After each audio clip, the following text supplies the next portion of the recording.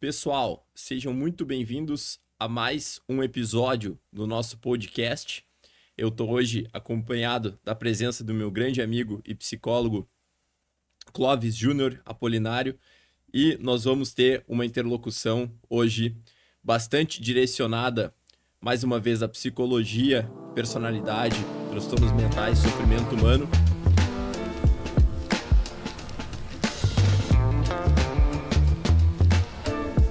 Hoje a gente vai falar de personalidade, um tema importante e pouco abordado nas graduações. Todo mundo tem personalidade, poucas pessoas sabem como medir. Tu mesmo sabe muito bem como falar sobre isso, a gente vai costurar um pouco nessa ideia, mas a gente vai conversar também sobre alguns padrões sociais no qual essas personalidades estão inseridas. E vamos indo conforme no decorrer da conversa, a gente vai trazer bastante conteúdo aí sobre saúde mental e psicologia para quem tem interesse. E é isso aí. Vicente, por onde a gente vai começar então? Ótimo. Eu acho que vale a pena nós darmos ênfase nessa questão de como é difícil no Brasil nós encontrarmos nas universidades, nos cursos, nas conversas em geral sobre psicologia e também sobre neurociência do comportamento, uma discussão sobre personalidade que faça jus à literatura mundial. Ou seja, o Brasil está numa posição um pouco defasada em relação ao contexto internacional, no quanto ele avançou e no quão conhecidos são os modelos de personalidade aqui dentro do Brasil. Por exemplo, um dos modelos mais básicos para se compreender a discussão e também entender as produções científicas é o modelo dos Big Five. E por que eu digo que ele é básico? Porque a partir dos anos 90 ele já se tornou um modelo quase que hegemônico e que aparece numa vasta amplitude de publicações científicas. E, no entanto, esse modelo ele ainda não é bem ensinado no Brasil, o que torna o contato com a literatura estrangeira muito difícil para as pessoas que estão aprendendo psicologia no Brasil. Não sei se também é essa a tua impressão, como alguém que tem feito um trabalho de divulgação científica, alguém que também se formou numa geração mais recente de psicólogos, né? Nós não tivemos quase contato com o Big Five na graduação. Não tivemos. Quando a gente fala de personalidade dentro da graduação, a gente vê poucas referências aos autores que trazem um estudo sobre isso. E, bom, quando a gente vê, eu fui pelo caminho da TCC, claro, e sou especialista nisso, e a gente vê ali na personalidade as questões dos esquemas. Mas tu tem que se aprofundar nisso para tu conseguir entender a personalidade e a gente vê depois da graduação, para quem tem interesse. E isso é um problema muito grande para quem quer, na área clínica, entender como ter um bom panorama mental ali do seu paciente e como conseguir conversar com ele, ter um melhor jogo de cintura, digamos assim, porque tu tem que entender a personalidade do outro para conseguir se relacionar com o outro. E a gente não entende muito de personalidade em questões de fundamentos científicos. A gente tem os conceitos que a gente vê na sociedade aí de uma forma leiga, como a famosa personalidade forte. Exato. Mas não de entender como é que funciona ela de fato, como é que a gente se posiciona com uma pessoa com tal tipo de personalidade, ou enfim. A gente pode ir muito, muito a fundo nesse tipo de conversa, porque as pessoas não entendem temperamento, não entendem humor, não entendem personalidade, e a gente vai se aproximando disso conforme caminhar aqui, ó, nossa conversa. Perfeito, perfeito. Eu acho que uma das missões que nós podemos impor às nossas conversas, ao nosso podcast, a sequência de produções que a gente está empenhado em fazer, é a de divulgar justamente o material científico que está tendo pouca recepção e pouca inserção nos círculos brasileiros de discussão sobre psicologia.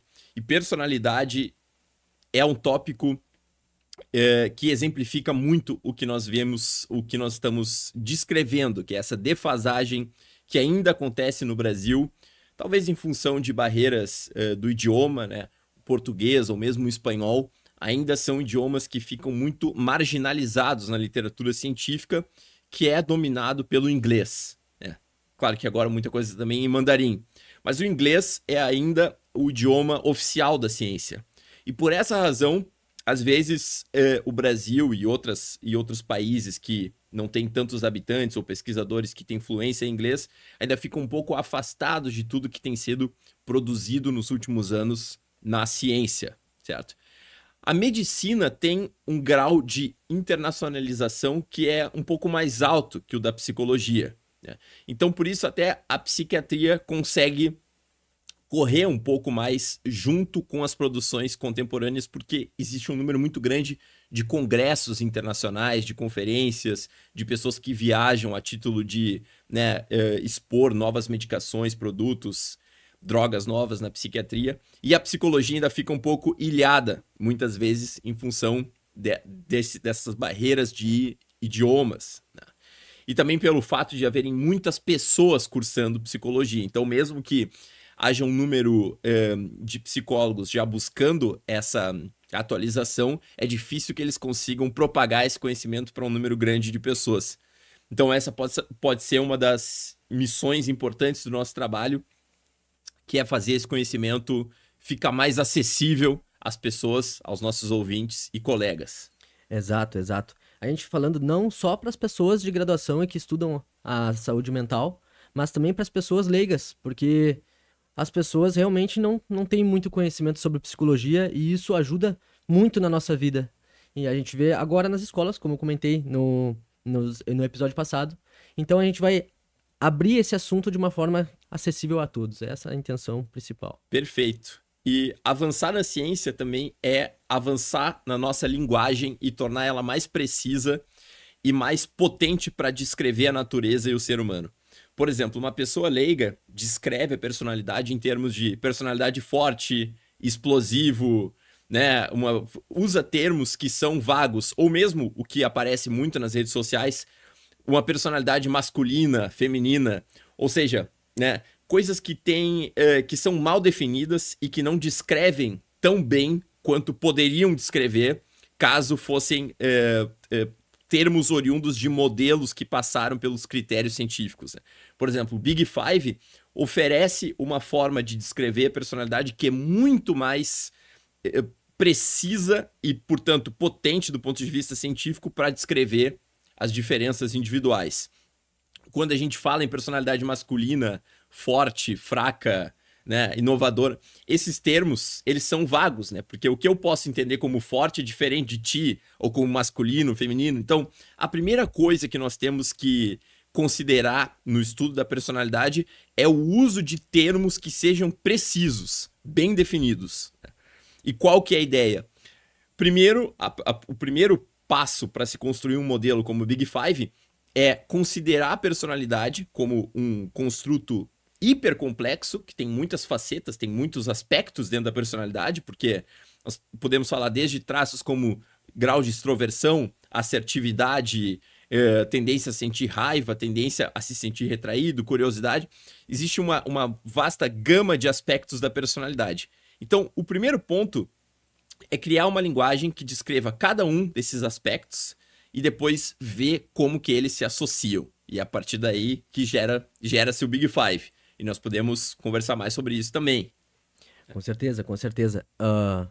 A gente pode ver o Big Five de uma forma muito interessante, porque ele realmente consegue mapear um pouco melhor ali a personalidade. E não, vamos já se aprofundar no Big Five, vamos já falar dos critérios, a gente pode falar do neuroticismo, a gente pode falar de todos aí, da abertura à experiência. Vamos se aprofundar um pouco mais para as pessoas conseguirem entender. Perfeito. Então, qual que é a lógica do Big Five? Como que ele foi concebido e como que ele é pesquisado?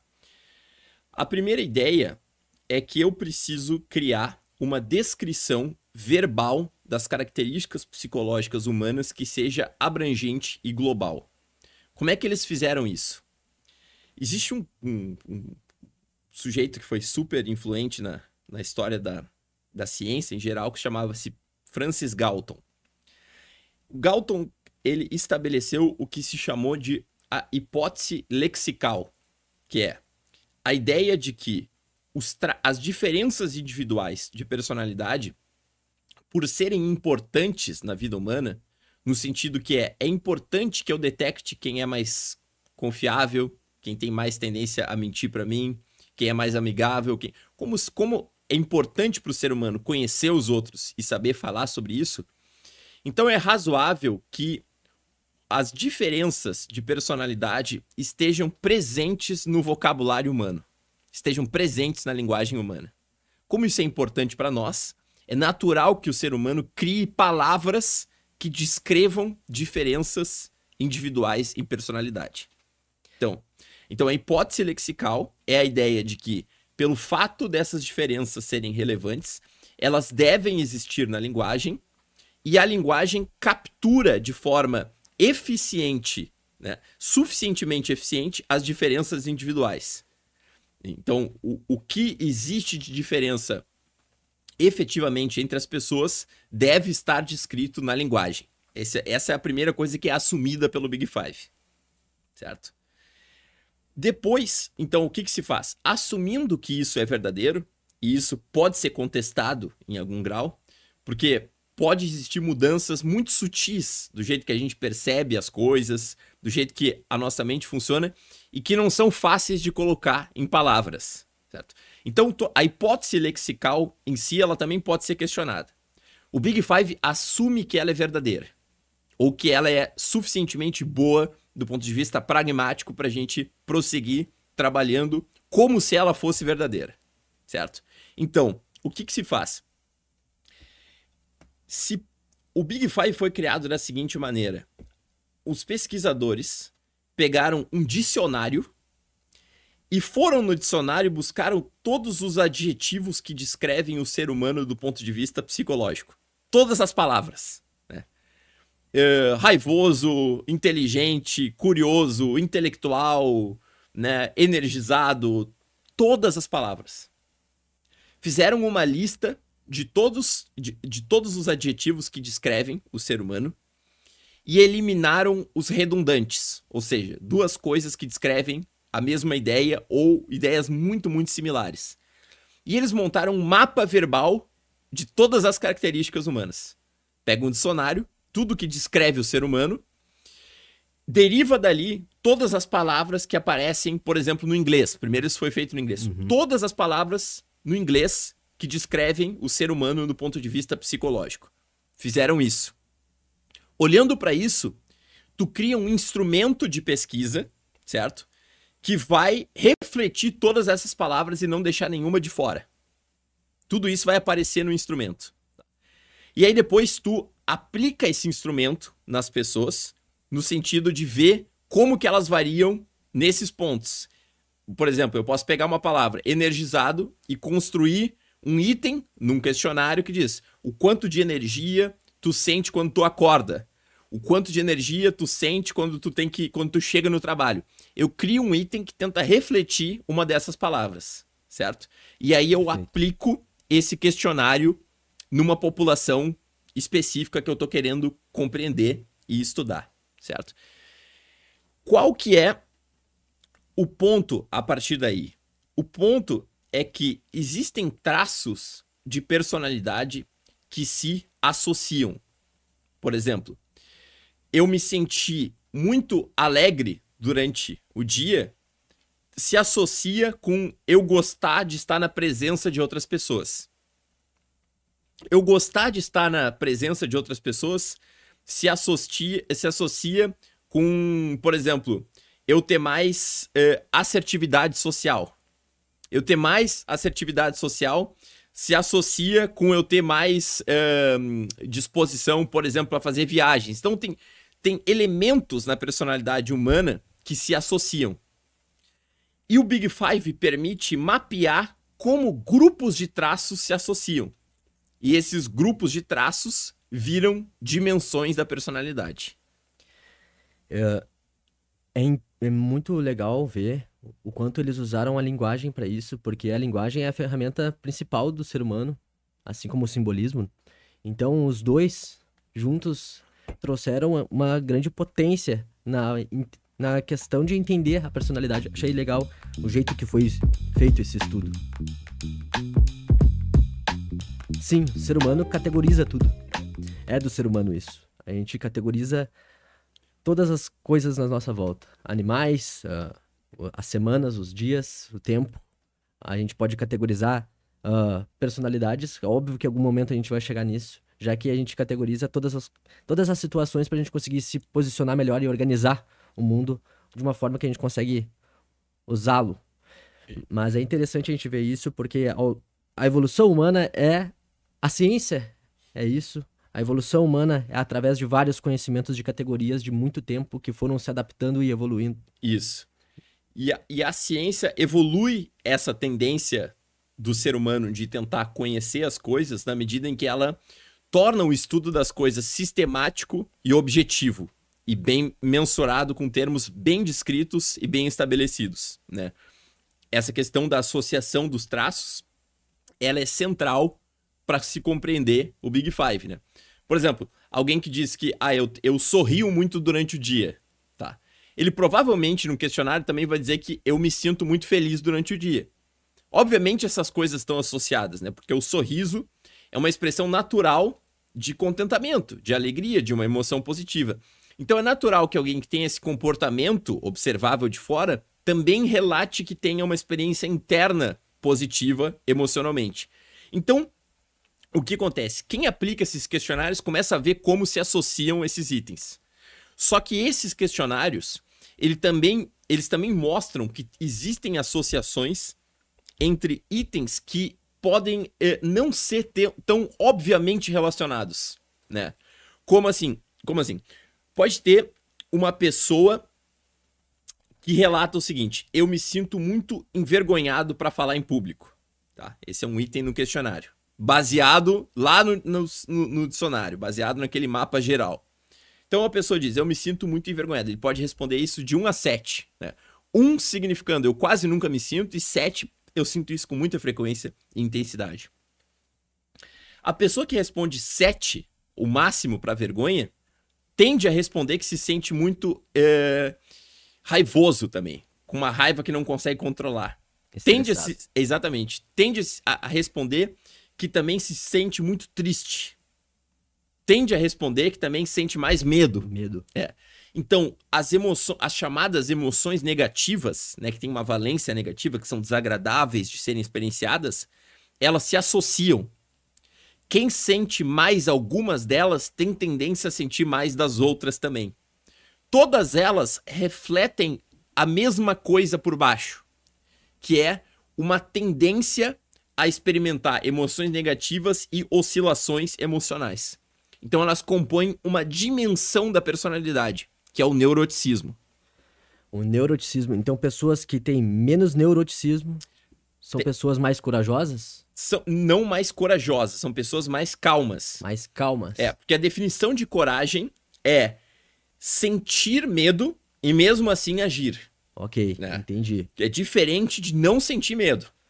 Que sim, é muito diferente. É diferente. Mas assim, o que acontece? O âmago do Big Five, a ideia central, o cerne dele, a lógica, é que existe uma associação entre características. Elas não andam sozinhas. Por exemplo, estatisticamente, a pessoa que sente mais vergonha, ela sente mais medo, mais raiva, né? Tem mais preocupação, tem mais ruminação durante o dia. Ansiedade aí. Ansiedade. Então, todas essas tendências mais destrutivas do ponto de vista emocional, no sentido em que elas nos provocam sofrimento, que elas provocam muitas vezes circunstâncias de autossabotagem, elas se associam. Quando algumas pessoas têm alguns desses traços com muita frequência, provavelmente elas têm os outros também muito altos. Quando alguma pessoa não tem muito de alguns, provavelmente não tem muito dos outros também. Ou seja, se a pessoa diz que ela não se sente muito envergonhada, que ela não se sente muito irritada por qualquer coisa, provavelmente ela não vai ter muito medo também, provavelmente ela não vai ter muito retraimento social, né? Provavelmente ela não vai ter muita oscilação emocional. Então, nós sabendo algumas características de uma pessoa, nós conseguimos prever outras. Por quê? Porque elas estão associadas. Existe uma associação entre elas. Então, mas podemos dizer que um alto índice de neuroticismo pode trazer alguns transtornos? Ele deixa a pessoa mais vulnerável a transtornos mentais, como TEPT, por exemplo. O TEPT é curioso, porque muitas pessoas, muitos psicólogos, enfim, até tem muitas pessoas na psiquiatria que cometem esse erro também, que acham que, por exemplo, o que causa o TEPT é o trauma. Isso não é verdadeiro. O que causa TEPT não existe uma causa única para nenhum transtorno mental. O que causa isso é o encontro de uma pessoa que já tem uma vulnerabilidade a desenvolver esse quadro por N razões que nós podemos discutir e se expõe a uma situação ou testemunha uma situação traumática. Então, o encontro dessas duas coisas produz um quadro que ele não melhora, um quadro esperado, né, de mais medo, de imagens mentais negativas que ficam intrusivas na cabeça da pessoa, de experiências emocionais internas negativas, que não melhora. Quando isso não melhora, é o TEPT.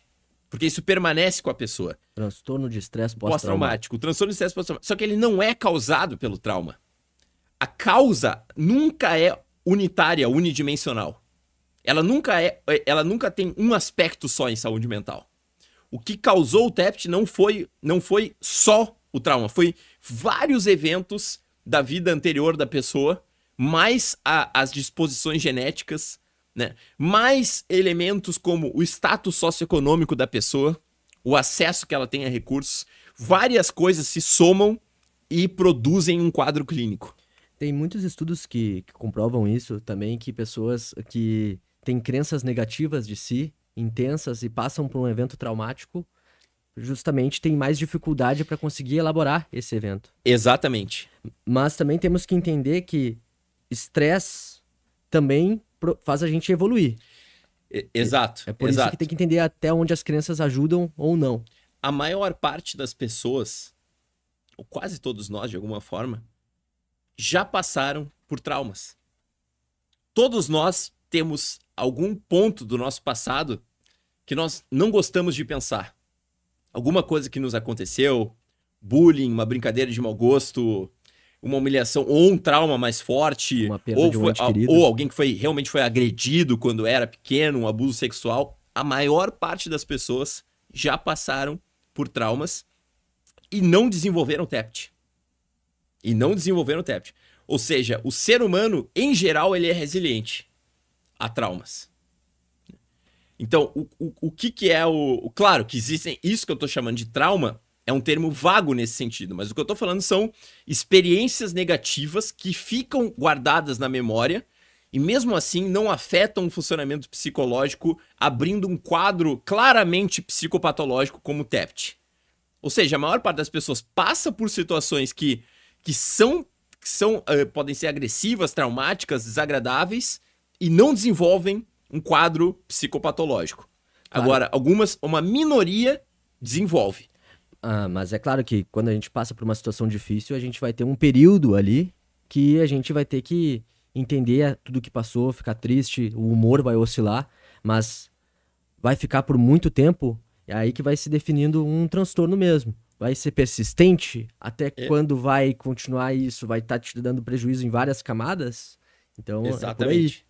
É por aí. E por essa razão que tem muitos autores que definem o TEPT como um transtorno mental que é caracterizado não por uma resposta ao trauma, mas pela ausência da recuperação dessa resposta que é esperada. Ou seja, qualquer um de nós aqui é esperado que, por exemplo, se sofrêssemos um assalto à mão armada, como nós dois já sofremos, né? Uma situação, infelizmente, é normal passar alguns dias, por exemplo, quando eu fui assaltado, né? Levaram o meu celular e documento, certo? E aí tu fica pensando, o cara tem o meu documento, ele pode fazer alguma coisa, ele pode descobrir quem eu sou, pode achar meu endereço. Então, é normal que depois de uma situação assim, nós tenhamos uma preocupação maior e às vezes de uma forma intrusiva na cabeça que essas imagens possam vir. Mas protetiva. Protetiva. Que é esperada, né? Nós não estranharíamos que ninguém nos contasse uma história como essa. Eu fui assaltado, o cara me apontou uma arma, disse que ia me matar, não sei o que, me puxou uma faca. Isso é esperado quando alguém conta uma história assim, que a pessoa sinta algo. Pode não sentir, ok? Mas se disser que tá sentindo, é esperado. Agora, uma pessoa que relata, passaram-se 3, 4 meses, Eu ainda tô preocupado. Esse cara pode vir aqui me encontrar e me agredir. Não Eu não consigo tô dormir. saindo, eu não tô mais pegando meu carro. Eu não pego mais minha moto. Eu não ando mais na rua agora, não saio mais na calçada. Bom, aí não esquecer o trauma é o TEPT. É o não esquecimento disso. Certo? E É. viu como... Antes de eu passar pro outro assunto, é interessante a gente falar de novo do alívio aqui. Porque daí tem o medo, e aí eu evito o lugar que eu tenho medo.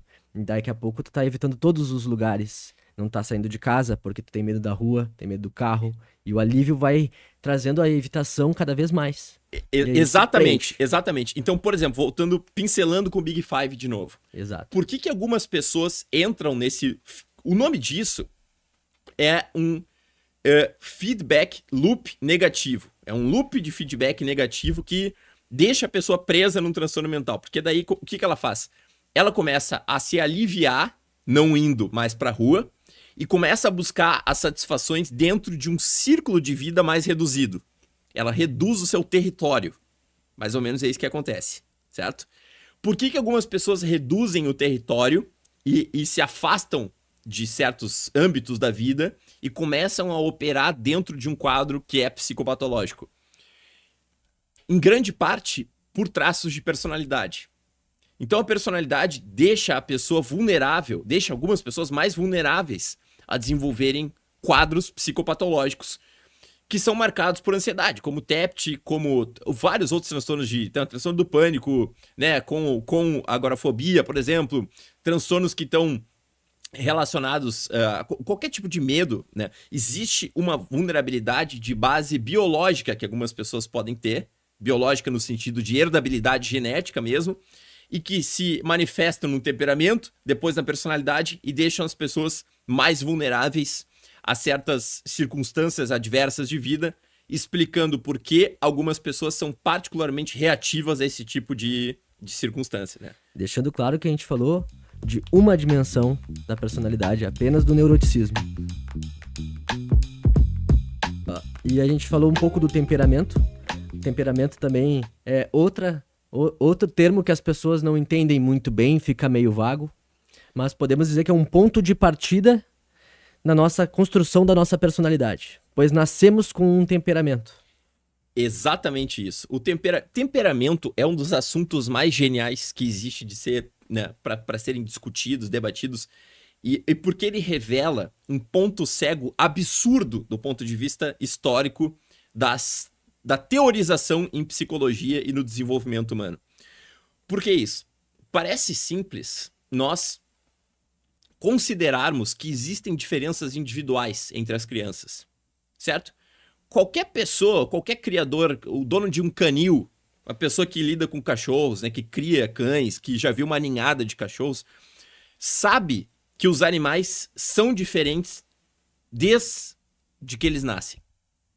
Tu olha um animal com poucas semanas de vida e já se nota que alguns desses animais têm mais disposição para brigas, outros são mais medrosos, outros são mais mansos, calmos, energéticos.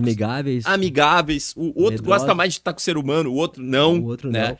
Então, existem claras diferenças individuais em basicamente todos os mamíferos. Por que não existiria com o ser humano? Essa é uma pergunta muito forte, né? Nós somos mamíferos também. Nós também somos animais. Né? Então, bom, esse é o raciocínio do ponto de vista biológico, filogenético, que é muito forte. E o segundo ponto é que é observável em humanos também. É observável em humanos. Em crianças. Em crianças. Pega uma criança de colo, quem já trabalhou em creche sabe disso. Tem crianças que desde cedo choram muito, outras são mais calmas, estão sempre rindo, não se abalam, né? Então, outras mais irritadas. Ou seja, existem diferenças individuais que são constatáveis desde os primeiros momentos de vida. E a isso se dá o nome de temperamento. Né? É uma coisa inata, ela vem de nascença. A pessoa nasce com essas características e existe uma variação muito grande entre as pessoas. Sem compreender isso, é impossível entender como se forma a personalidade. E por que eu disse que ela revela, eu disse há pouco tempo, que ela revela um ponto cego da teorização psicológica. Porque isso que eu acabei de mencionar parece ser simples. Parece ser uma coisa fácil de ser entendida. No entanto, isso ficou completamente fora das grandes teorias psicológicas que dominaram o século XX, bem dizer, a psicanálise e o behaviorismo. O behaviorismo, um dos quase axiomas, um dos pontos centrais do behaviorismo é que as diferenças individuais de nascença não fazem diferença alguma. O próprio Watson falou isso. Tu me dá qualquer criança recém-nascida e eu transformo ela no que tu quiser. Eu faço ela ser um ganhador do Nobel, um advogado, um médico, um assassino.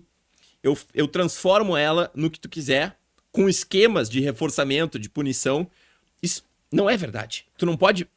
As pessoas, elas não são infinitamente maleáveis. Ele queria provar isso e ele tentou provar pela fobia. Sim, exatamente. Ele tentou usou demonstrar isso. O medo, que é o mais fácil de estimular numa pessoa. Exatamente. Ele tentou...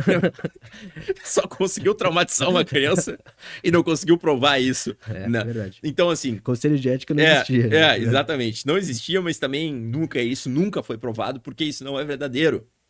As pessoas, elas não são maleáveis. Elas não nascem do zero. A definição de temperamento é essa. As pessoas não nascem do zero. Elas já têm um jeito. E isso é importante, inclusive, para os pais, para os cuidadores de crianças perceberem. Tem uma frase do Robert Plomin, tá? Um dos maiores nomes na genética comportamental contemporânea, que é o seguinte: quando tu tem um filho, tu acredita que o jeito que tu criou ele transformou ele em quem ele é. Quando tu tem 2, tu entende que foi a genética. Porque daí tu vê como os dois são diferentes. Eu tenho um filho que é calmo, que não briga. O outro nasceu, ele só briga. Ele só destrói a casa. Ele não para quieto, ele não para em casa. Temperamento. Mas é claro que influencia, né? Influencia. Não é que... exatamente. A questão... O Plomin, ele, na minha opinião, ele exagera o papel da genética. Sim. Mas o outro erro é desconsiderar e dizer que ela não pesa em nada. Exato. A verdade está no meio das duas coisas. A genética influencia o desenvolvimento humano pesadamente, mas ela não explica tudo. Ela não explica tudo, porque tem outros aspectos muito importantes. Modelos, né? Condição socioeconômica, obviamente educação. As experiências de vida, educação, né? O perfil de consumo de substância, exposição a toxinas, é uma infinidade de elementos que interagem com a genética, certo? E que interferem muito. Interferem muito, só que o ponto é que não dá pra negar que ela existe e que essas diferenças individuais são importantes. E isso foi o negado, como nós falávamos, pelo behaviorismo e também pela psicanálise, né? Okay. Freud era um médico, neurologista. Ele escreveu extensamente sobre o desenvolvimento humano. Ele criou uma teoria do desenvolvimento psicossexual das crianças, né, que foi muito influente. Todavia, não há menção a diferenças individuais na obra dele. Ele foi um pensador extremamente eloquente e capaz e inteligente, mas deixou de fora da discussão uma das coisas que para nós parece ser tão óbvias, né? Que é considerar as diferenças de nascença na construção da personalidade, na construção de quadros psicopatológicos. Ou seja, a minha explicação para isso é que estar inserido em... as pessoas têm que evitar se mergulhar demais num jeito de pensar as coisas. Elas não conseguem... O que um pensador faz? Isso foi uma coisa que eu aprendi com meu pai, inclusive. Tu tem que ter um movimento de pêndulo, que é tu entra dentro de uma teoria, explora o que ela pode te dar, e depois tu sai. Tu vai e volta. A psicanálise me ensina isso aqui. Eu consigo ver o ser humano através de como Freud olhou. Mas depois eu tenho que me afastar e procurar outras formas de explicar esse fenômeno. Então, o pêndulo, ele vai até um ponto, tira o que dá, volta e raciocina de outra maneira. Então, assim, o cara que é só um psicanalista, só um lacaniano, só um freudiano, ele fica preso naqueles conceitos. Fica preso, ele fala de inconsciente, de sonho, formação do inconsciente, né? Fala de recalcamento, de... Só que ele não... o raciocínio dele fica preso nesse círculo.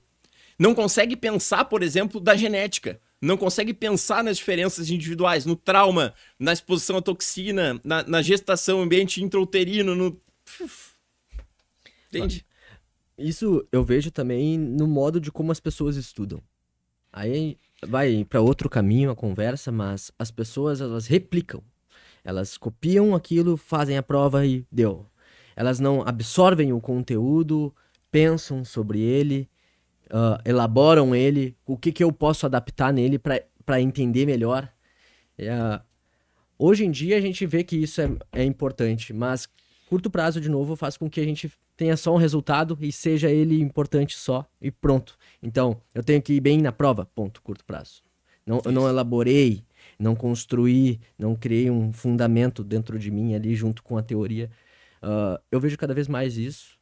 A gente pode falar do quanto o QI tá caindo em relação Sim, ao o tal tempo. do efeito Flynn. O efeito Flynn, exato. E isso é verdade, né? Obviamente faltam bons professores, mas às vezes também faltam bons alunos. Exato. No sentido do seguinte. Com certeza. O que é estudado não pode ser tomado como uma revelação. Não pode ser tomado como uma verdade absoluta. Porque não é isso. É uma teoria. Alguém pensou naquilo. Isso não veio do céu, não veio do nada. Alguém criou essa teoria. Ela provavelmente está errada em alguns aspectos, porque a história das teorias científicas sempre demonstra isso. Todas elas são insuficientes em alguns pontos. Então as pessoas têm que começar a ser mais protagonistas do estudo delas. Ou seja, não ficar passivo. O professor me ensinou isso aqui de TCC, isso aqui de psicanálise, isso aqui de Freud, isso aqui de Bion, isso aqui de não sei quem. Não tome isso de maneira passiva. Reflita sobre isso e traga o seu raciocínio sobre essas coisas. Olhando o resultado. Olhando o resultado, exatamente. Olhando o resultado. Teoria e prática. Teoria e prática, olhando o resultado. A TCC tem muito isso do resultado, né? Isso. O que é probabilisticamente melhor para tal quadro. Então é importante a gente ver isso porque tem embasamento. Não é só sobre também botar só a tua opinião ali. É um equilíbrio entre o que tu obtém e o que tu pode botar como um upgrade aí no teu jeito de ser como pessoa dentro desses estudos. Vamos voltar para a personalidade. Para onde a gente vai agora? A gente falou do neuroticismo, a gente pode falar da abertura à experiência, a gente pode falar...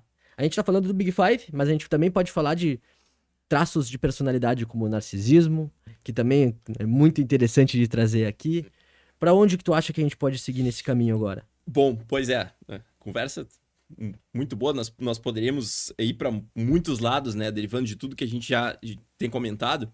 Mas, de fato, a questão do narcisismo também é uma que chama muito a atenção das pessoas, né? Eu tenho lecionado cursos, aulas sobre personalidade já há um bom tempo, e as pessoas sempre se perguntam, né? Como que funciona isso? O que é o narcisismo? O que é psicopatia, por exemplo? Qual que é a relação disso com o Big Five? Então, para esclarecer, né? Big Five, ele é um modelo que, como eu havia comentado há mais tempo, ele pretende fazer um mapeamento completo das características de personalidade humanas, certo? Narcisismo é um traço que diz respeito a um componente mais específico da personalidade. E os dois estudos, os dois temas, eles foram desenvolvidos de forma relativamente independente. Ou seja, existe uma tradição que tentou criar o Big Five e chegou nele. E existe uma outra que tentou investigar comportamentos que estão associados, comportamentos e características psicológicas que estão associadas a atos antissociais, que é o caso do narcisismo também. Então... Correlacionado ali. Correlacionado, exatamente. Por quê? Porque o narcisismo, ele gera a motivação para ser antissocial, certo? Então... Egoísmo. O egoísmo, exatamente. Puro. O egoísmo e enxergar os outros como inferiores. Então, o que acontece? Como está descrito no DSM, O transtorno de personalidade narcisista Isso. e o transtorno de personalidade antissocial, eles estão muito próximos. Eles estão um do lado do outro, certo? Então é muito comum a pessoa ter os dois. Deixando claro aqui que a gente está falando de transtorno, né? Transtorno, De transtorno de personalidade. Existe como tu ter aspectos narcisistas e não ter um transtorno. Mas É o normal. é o normal. É o normal. É o normal. É. Uma pessoa com uma característica narcisista, mas não tem um transtorno. O que define um transtorno? A gente pode entrar nesse assunto. Um transtorno de personalidade, a gente tem, pra falar disso, a gente tem que falar de crenças e de esquemas, pensamentos sobre o eu, o outro e o mundo, que são inflexíveis e desadaptativos na maior parte do tempo. Perfeito. Porque em algum momento, por exemplo, uma pessoa, vamos supor, um narcisista que não tem um transtorno. Ele é um empresário aí, e na empresa ele precisa ter esse título, essa pose, para conseguir organizar ali a dinâmica do grupo, mas em casa ele é mais de boa. Ah, ok, ele tem esse aspecto narcisista, mas ele conseguiu ter uma transição dessa ferramenta social ao seu favor. Agora, chega em casa e continua narcisista, vai num lugar que era pra interagir com as outras pessoas e diminui as outras pessoas. Exatamente. Aí começa a se definir um transtorno de personalidade. É exatamente isso. Então, o transtorno, muitas pessoas se equivocam e acham que é só uma questão de intensidade. E não é. É uma questão do quanto esses traços eles invadem todos os campos da vida da pessoa. O quanto eles permeiam a vida da pessoa de forma geral. Exatamente esse ponto. Por exemplo, os traços de narcisismo, como eles envolvem uma motivação muito grande para a pessoa assumir posições de poder, obviamente eles podem fazer com que a pessoa esteja mais capacitada do ponto de vista motivacional a desempenhar um cargo de liderança. Por quê? Porque a preservação da liderança e aquilo dar certo representa tudo para aquela pessoa. É diferente. Uma pessoa que não tem esses traços num grau tão alto gosta de poder. Pode até gostar. Agora, a pessoa que tem esses traços muito altos, ele precisa daquilo. Busca isso. A vida psicológica dele depende disso. Então tem uma metáfora muito boa, que é assim, pensa que tu tem 1000 soldados mentais para colocar nas coisas que tu faz, tá? Numa disputa de poder, uma pessoa normal vai botar 70 soldados numa disputa. Uma pessoa narcisista vai botar 800. Ela investe mais naquilo porque aquilo tem uma importância para ela que para as outras pessoas não tem. Então é muito difícil competir porque as pessoas vão levar essas disputas às últimas consequências, certo? Tem mais tempo, tem mais energia dedicada a esses assuntos. Manutenção de poder, né? Exibicionismo, a exaltação da própria imagem. Manipulação. Manipulação, que é uma consequência disso. Então, o que constitui o narcisismo? É um senso de ser especial e ser diferente dos outros. A pessoa profundamente acredita nisso. E, em segundo lugar, um senso de merecimento. Ela sente que merece mais que as outras pessoas, por ela ser quem ela é. Então, assim, eu mereço estudar, eu mereço, por exemplo, estacionar nessa vaga de cadeirante. Eu mereço passar na frente da fila. Por quê? Porque se as pessoas soubessem quem eu sou, elas entenderiam. Todo excesso revela uma falta. Exato.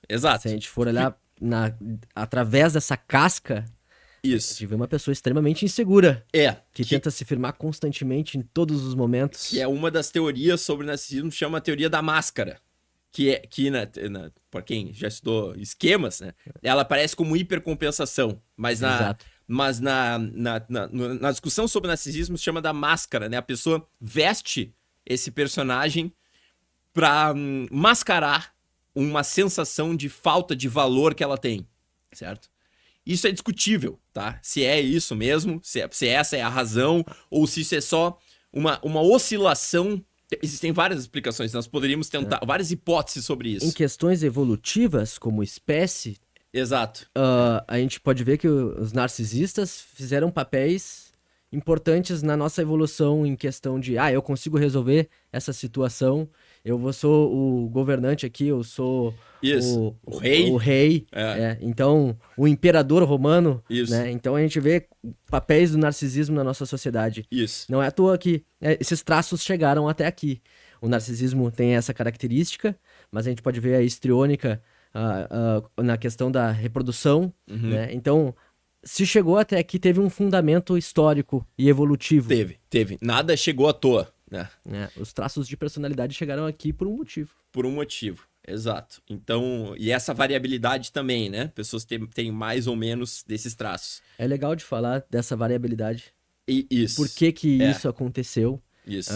Justamente porque a gente tem muitos biomas e a gente precisa se colocar em diversos lugares ao mesmo tempo. Então, ser variável é importante para a espécie conseguir se posicionar de forma diferente em cada lugar. Isso é uma coisa muito bonita, que na verdade, quando eu até li, eu fiquei até cheguei a ficar emocionado. Porque é uma coisa. É verdade, legal, é verdade. porque é uma coisa tão bonita sobre o ser humano, né? O ser humano não é um animal que vive num único local. Ele habita vários locais, né? E, portanto, ele precisa ser diverso por natureza.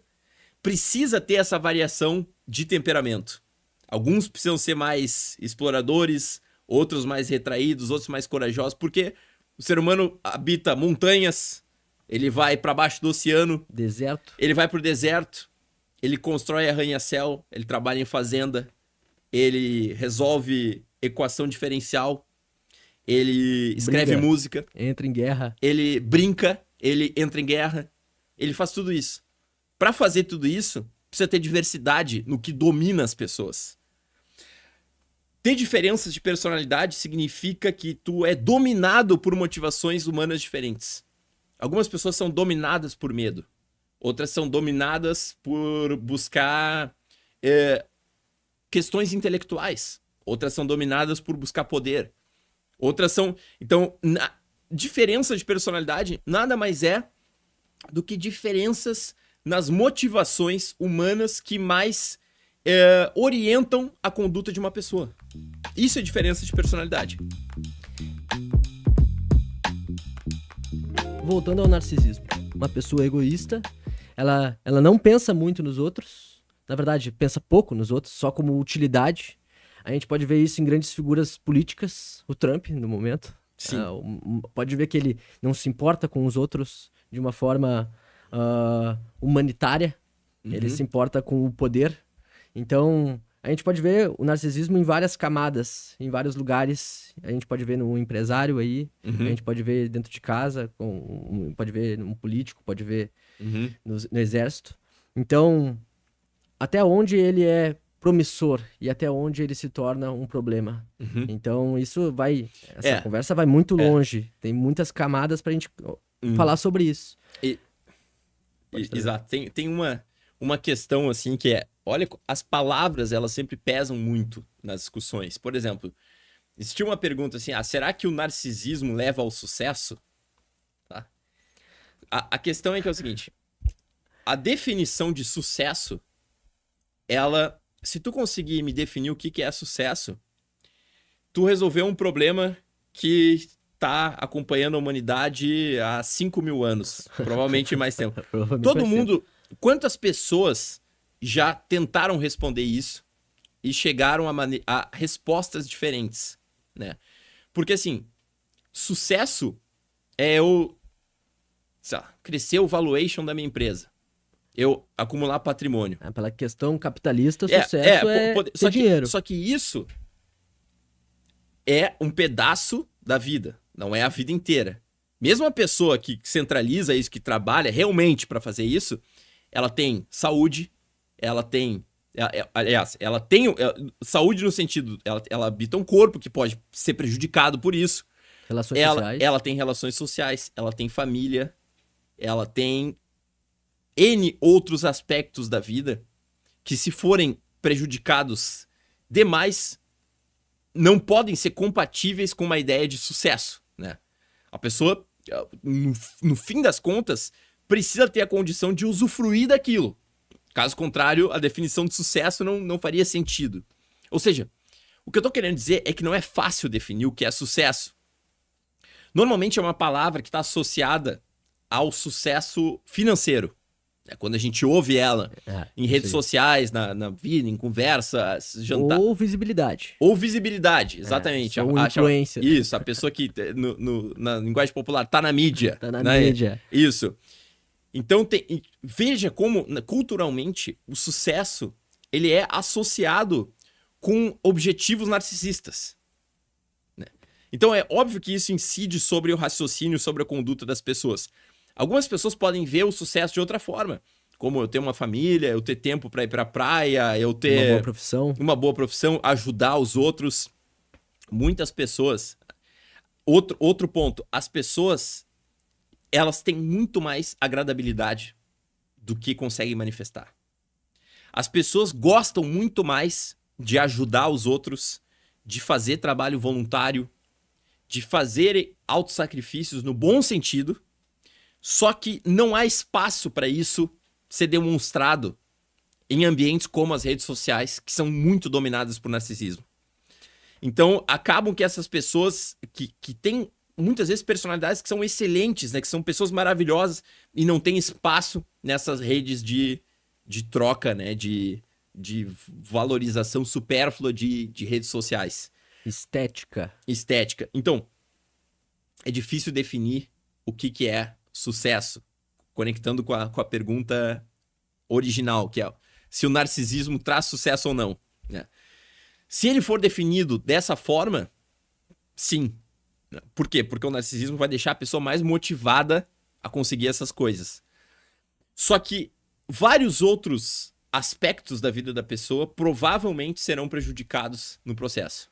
A que custo? Exatamente. Então tudo define... Essa pergunta depende da definição de sucesso. Essa é uma pergunta que não se prestaria na ciência, por exemplo. Ela não é uma pergunta científica. O narcisismo traz sucesso? Primeiro, tu tem que definir o que é sucesso. Pra ver se essa pergunta faz sentido ou não. Porque também o sucesso é relativo, no final. Exatamente. Ele sempre é relativo. Sempre relativo. Imagina o paraíso na tua vida. É diferente do meu. Mas aí a gente vê, assim, o ser humano, ele busca referências no grupo. E muitas vezes as pessoas definem um sucesso a partir do outro. Sem nunca fazer uma consulta interna. E é natural isso. A gente pode ver na adolescência isso também. A gente construindo ali, querendo buscar um grupo, um senso de pertencimento ali. Sou diferente, mas ao mesmo tempo tô num grupo aqui. Isso que tu falou, talvez seja um dos pontos mais importantes da gente voltar para essa ideia mais vezes, em outros episódios, em outras ocasiões também. Isso é verdadeiro num grau que as pessoas não percebem. Essa ideia de que as pessoas se orientam pelo sucesso de uma maneira que elas aprenderam com outros e não nos próprios termos. As pessoas, por incrível que pareça, escolhem parceiros românticos para impressionar os outros. Escolhem profissões para impressionar os outros. Escolhem locais de viagem para mostrar para os outros. Escolhem livros para ler para mostrar para os outros. Tu faz tudo sem nunca isso vir de algo teu. E depois elas se surpreendem que a vida tá uma miséria. Cadê a tua autenticidade? E a tua motivação, a tua, não as dos outros. Exato, porque as pessoas... Mas o sistema, de novo, a gente fala sobre isso, ele reforça muito, constantemente, a validação do outro. É constantemente isso. Eu postei uma foto, ninguém curtiu. Vou tirar. As pessoas tiram. Mas eu gostei da foto. Não. Vou tirar aqui porque não tive a aprovação das outras pessoas. Ok. A gente tem que ter um senso crítico para ver se a gente não tá se adequando à sociedade. Porque o ser humano ele precisa desse contato de grupo. Então a gente tem que ter uma noção ali. Tô sendo estranho, não tô sendo estranho, né? Pra gente conseguir se adequar, se posicionar, ter uma melhor ferramenta social ali. Mas a gente não pode deixar os nossos valores internos se tornarem neutros ou vazios a prol do outro. E é o que acontece. É o que acontece e continua acontecendo constantemente, vai continuar, porque a internet está muito enraizada já na sociedade e não tem como tirar. A gente pode usar ela a nosso favor, mas a gente tem que separar isso. Conseguir perceber os nossos valores e priorizar eles também. Exatamente. E assim, tem uma coisa, eu sempre procuro dizer para pacientes, para amigos, né? Aposte nas coisas que são tuas, nas tuas preferências, nos teus jeitos, na tua forma de pensar. Quando for escrever algo sobre psicologia, tenta colocar as tuas ideias mesmo. Isso é uma coisa que é uma minoria que faz. Justamente porque já escreve tentando agradar um olhar de uma outra pessoa e não para expressar uma conclusão que realmente veio de dentro da pessoa, né? Tem uma frase do Schopenhauer que é assim: o conhecimento de verdade de uma pessoa, ele vem de um processo de digestão, né? Tu tem que olhar para as coisas, conhecer as teorias e deixar aquilo ser processado por dentro de ti, por dentro do cérebro, da mesma forma que o corpo processa uma comida, por exemplo, né? E depois, sei lá, produz leite, produz algo que vem de dentro do corpo, né? E que sintetiza as melhores partes daquilo. Então, o conhecimento, ele tem que vir meio que de dentro da pessoa. Não pode ser uma coisa só de fora para agradar o que tá fora. Ele tem que passar por um processo de colocar aquilo nas tuas palavras, na tua visão de mundo, né? Essa é a forma de se escrever bem. É escrever com o que é verdadeiro. E a vida também, muitas pessoas acabam conduzindo o lazer, por exemplo, de uma forma totalmente orientada para os outros e acabam deixando de fazer coisas que poderiam soar como estranhas ou diferentes, mas queriam satisfazer a pessoa, né? Por exemplo, há pouco tempo, esses tempos no verão, nós combinamos com alguns amigos, vamos fazer uma caminhada à noite, longa. Sei lá, a pessoa saiu da Praia do Rosa e foi pra Ferrugem de madrugada, certo? Uma experiência ótima, sabe? Porque alguém meio que meteu o louco e deu essa ideia, sabe? E foi uma coisa muito prazerosa pra todo mundo. E as pessoas só metem o louco nas ideias dos outros e não conseguem, né, elas mesmas propor algo diferente, né? Olhar, verdade. Olhar pra si e dar o valor. E dar o valor. Não, é isso, tô pensando nisso, vamos fazer, vamos. É diferente mesmo. Mas a gente tá falando, tu tá trazendo uma situação aí que, de novo, a gente tem que trazer pra modernidade, porque olha só, antigamente, tu tinha uma teoria, tu tinha que escrever sobre ela, se tu quer refutar uma teoria, tu tinha que escrever um livro igual, refutando uma teoria. A gente tinha que, se tu quisesse progredir em algo, aprender algo, né? Tudo tu tinha que buscar alguém, conversar, interagir, aprender na marra como fazia isso, as gerações passadas, né? Hoje tem tudo na internet.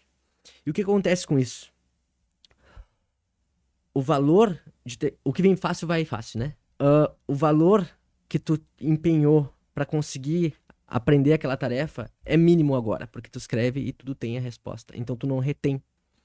E isso é praticado constantemente, porque as relações hoje, elas são muito mais rápidas. Antes vamos pegar um ritual antigo aí. Se eu quisesse comer, eu tinha que plantar, eu tinha que esperar vir toda a safra e, né, colher e comer. E olha o ritual, olha o tempo que isso acontece. A natureza. O ser humano, ele demandava mais tempo para fazer as tarefas.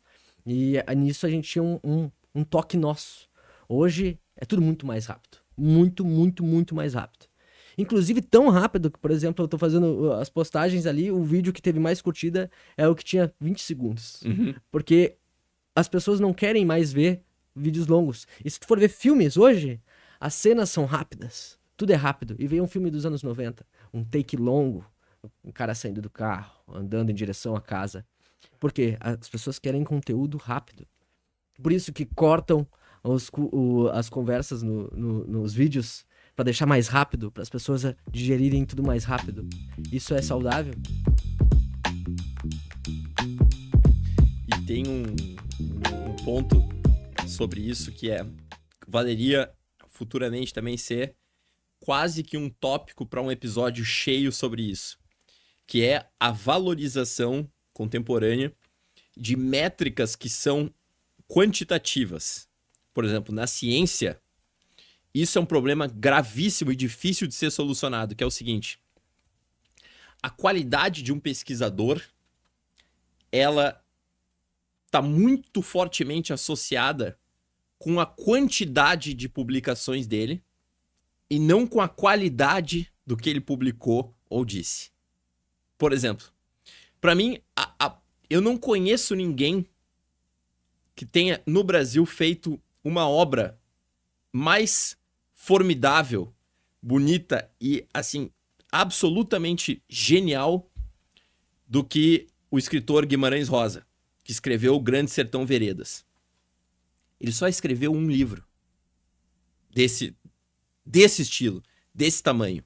Ele teve quase que, basicamente, óbvio, escreveu contos maravilhosos também, mas essa é a obra dele. Ele escreveu um livro. E não tem nada parecido. Não existe nenhum trabalho, ao meu julgamento, nenhum trabalho brasileiro que se aproxime disso. Um livro absolutamente genial. Vários outros autores, grandes cientistas, os maiores gênios da humanidade, em geral, eles não produziram um monte. Eles produziram uma coisa ou poucas coisas que tiveram muito significado.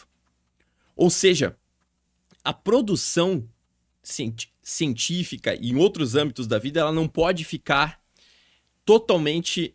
Ela não pode ser medida em termos puramente quantitativos, pela quantidade de artigos que tu publica, a quantidade de livros que tu entrou como autor. Isso é uma bobagem. Não, isso não reflete nada. É a mesma coisa que eu dizer, qual que é o melhor artista plástico? Que pintou mais quadros? Não, o cara pode ter se tornado um gênio porque pintou um quadro. Uma escultura.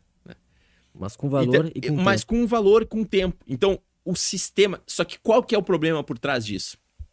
Na hora que tu precisa ter, por exemplo, recursos para fazer uma pesquisa, tu precisa ter, né, um funding, né? Tu precisa ter um dinheiro público ou privado para fazer pesquisa.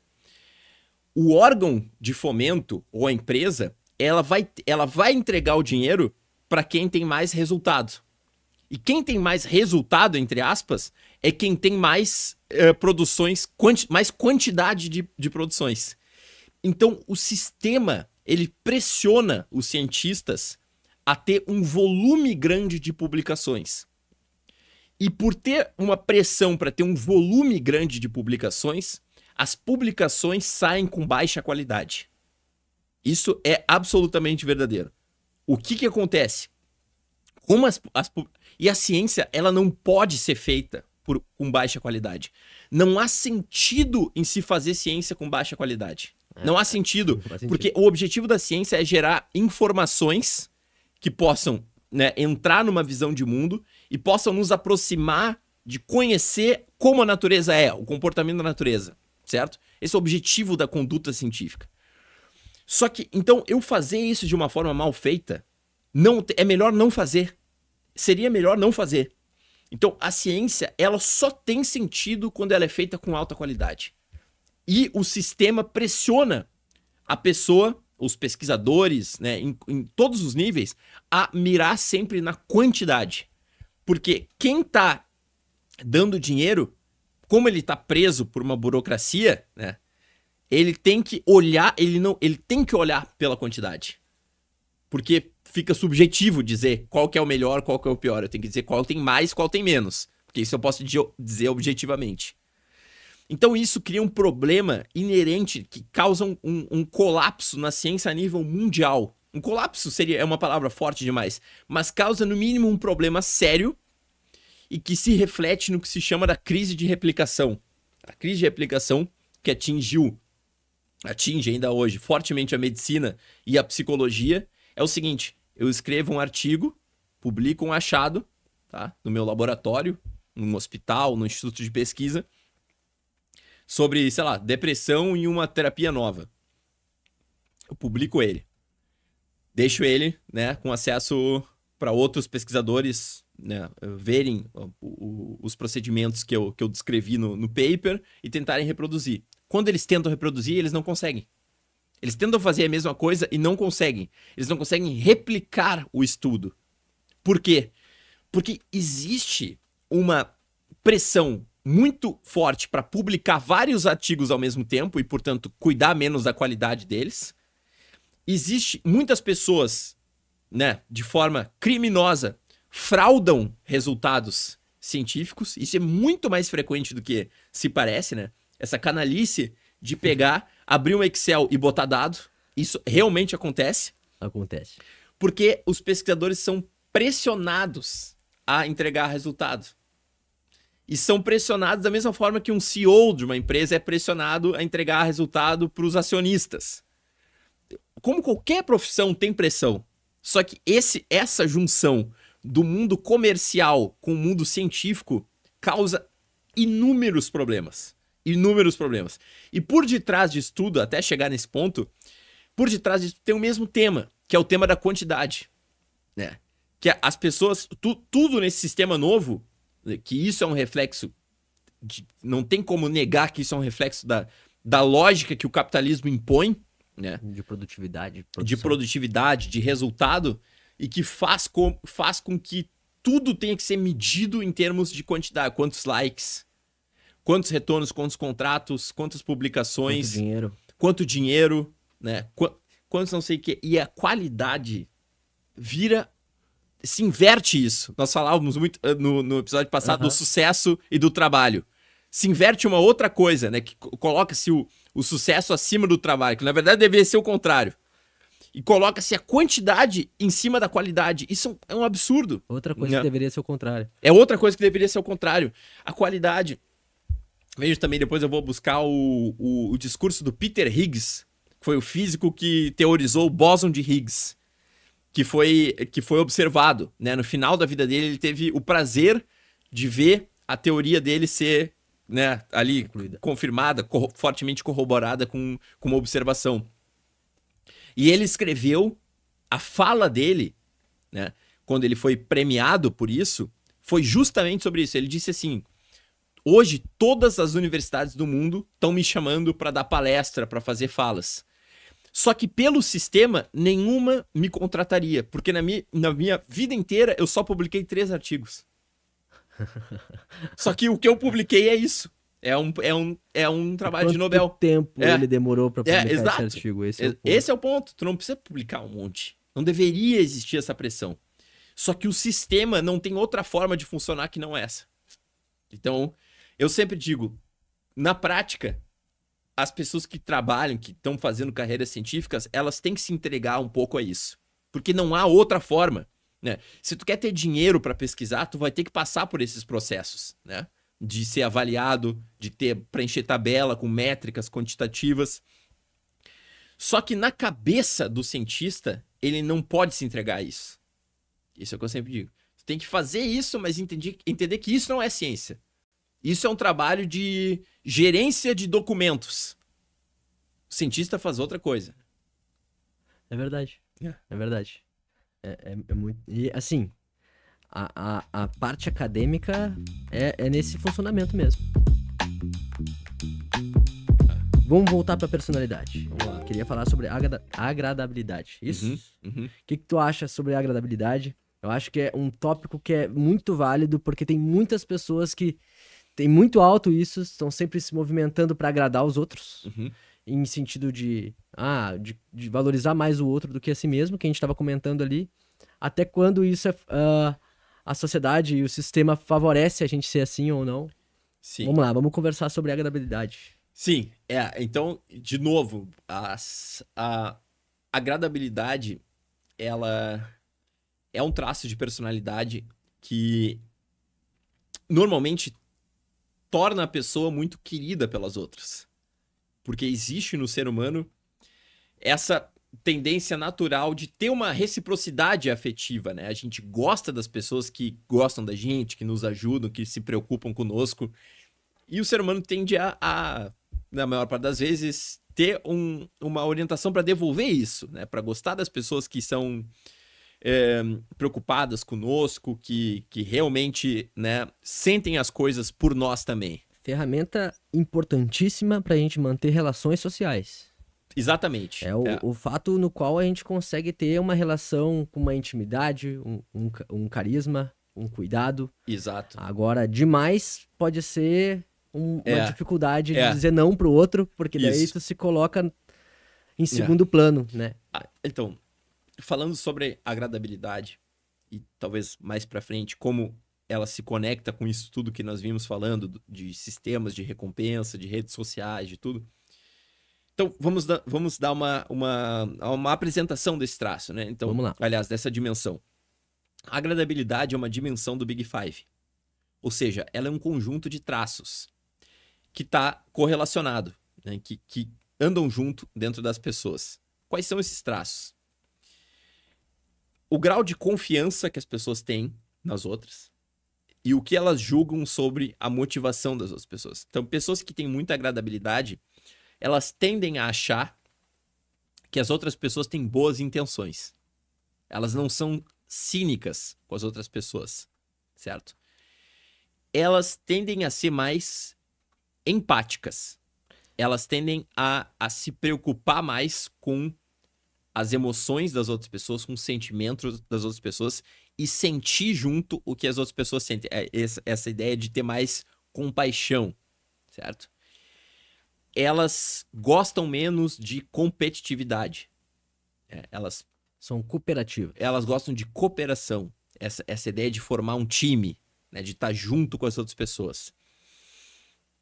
Elas têm empatia e competitividade elas estão distantes do ponto de vista de personalidade. Não é que não possam existir na mesma pessoa, elas normalmente existem, mas pessoas que têm muita agradabilidade vão ter menos tendência à competição, certo? Okay. E por fim, também tinha mais um traço que eu gostaria de falar, que era o autossacrifício, certo? Que também é um traço que aumenta com a agradabilidade. A agradabilidade mais alta significa mais autossacrifício. E o que é o autossacrifício? A gente pode explicar um pouco mais para as pessoas, porque o autossacrifício é no momento que tu te coloca em segundo plano, faz coisas pro outro que não te agrada, mas agrada o outro. E tu faz isso para agradar, ou por não conseguir dizer um não. Isso é o autossacrifício. Muitas pessoas fazem isso hoje em dia. Existem muitos traços de autossacrifício na galera da saúde, né? Eu gosto de ajudar o outro. Vou fazer psicologia, vou fazer medicina, vou fazer, né? Tem esse traço de agradabilidade. Às vezes tem pessoas com alta agradabilidade que se tornam médicos, psicólogos, né? Então, profissões que tendem que tem como objetivo auxiliar outras pessoas que estão passando por sofrimento. Então, todos os traços da agradabilidade, a forma mais fácil de compreendê-los em geral, eles têm esse tema de colocar as necessidades dos outros num lugar de importância. E que se for muita agradabilidade, muitas vezes é mais importante do que a da própria pessoa. Pessoas que têm muita agradabilidade que priorizam, inclusive, as necessidades dos outros sobre as delas. Aí a gente tá falando do excesso aqui de agradabilidade, mas não ter nada também é um problema. É a pessoa que é egoísta ao extremo, então, imagino, um antissocial ali. A agradabilidade baixa tá associada a narcisismo e condutas antissociais. Não é necessário que seja assim. A pessoa pode ter baixa agradabilidade e não praticar condutas criminosas ou antissociais. Mas existe uma associação. Uma tendência. Exato, porque a pessoa se motiva mais à competição, confia menos nos outros, ela se importa menos com os outros, isso pela própria definição do traço.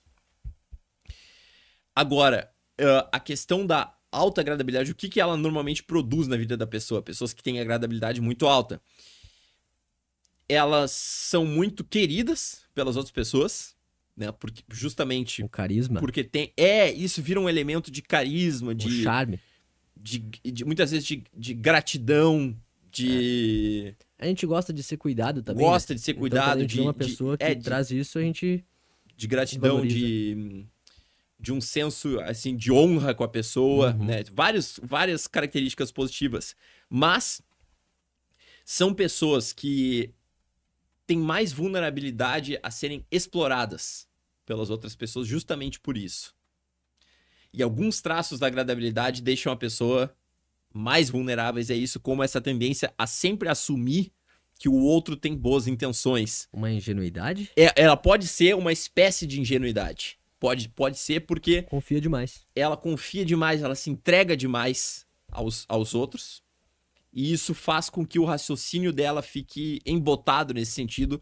E ela não perceba que existem pessoas que agem regularmente com motivações antissociais e usam condutas mentirosas para navegar o espaço social.